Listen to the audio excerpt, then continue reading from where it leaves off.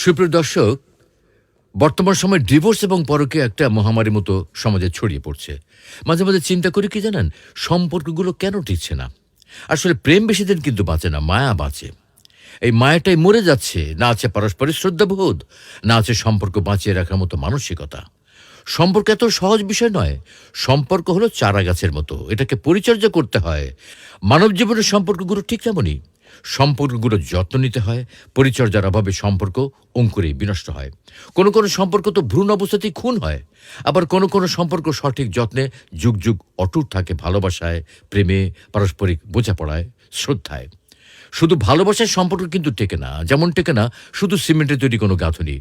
আমরা সিমেন্টের তৈরিতে বালি দেই, জল দেই, তারপরে না তৈরি হয় শক্ত ইটের গাঁথনি, তাই না?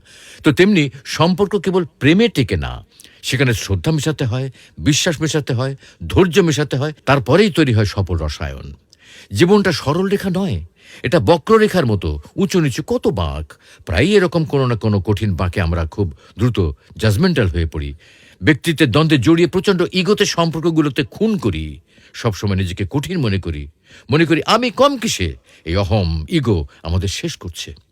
সম্পর্কগুলো নষ্ট করবেন না প্লিজ। সম্পর্কগুলো বাঁচিয়ে রাখুন মায়ায়, শ্রদ্ধায়, ভালোবাসায়।